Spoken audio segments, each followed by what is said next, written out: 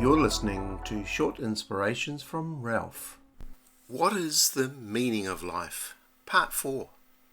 We've been looking at the great portrayal of life that Solomon laid out in Ecclesiastes chapter 1. And the essence of this is that life is meaningless. What's the point? And he's pushing us to think about life. What's our answer to the question of life? What are we living for? What's your life for? What are you hoping to accomplish? What difference are you really making? What's your reason for living? Have you seriously thought about this? But here is the key to understanding what the teacher says, understanding his arguments. This unlocks everything. He says, what gain do you have for all your toil under the sun? That phrase, under the sun, appears 3 times in chapter 1. Now that's the key to his line of thinking. Under the sun is his way of saying apart from God. So he says we're not talking about stuff above the sun. We're not talking about the heavens or even about God. We're talking about the stuff under the sun, in the goldfish bowl. And so he makes a demarcation between man without God living under the sun. He's saying, let's assume for a moment that nature is all there is.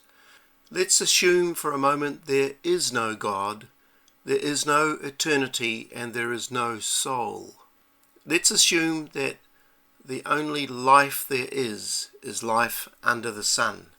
And I'll be honest with you, I've looked and scrolled through people's ideas or quotes, even songs, as to what is the meaning of life. And the conclusion that I come to is people without God just don't know.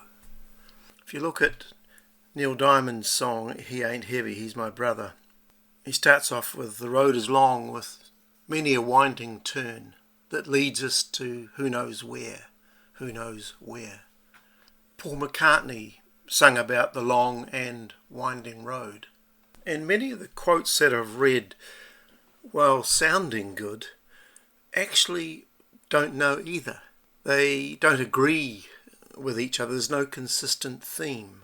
Joseph Campbell said the meaning of life is whatever you ascribe it to be. Being alive is the meaning. Wow. Philip Appleman says whatever we are, whatever we make of ourselves is all we'll ever have. And that in its profound simplicity is the meaning of life. Annis Nin says there is not one big cosmic meaning for all. There is only the meaning we each give to our life. An individual meaning, an individual plot, like an individual novel, a book for each person.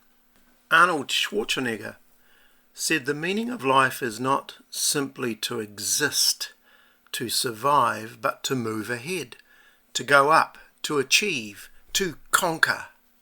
And so the teacher Solomon is talking about this great division between what is under the sun and what is above the sun, what is in the heavens. So he's talking about man without God, and there are 3 different philosophies that I want to deal with in the next episode that people can give as sort of like stock answers.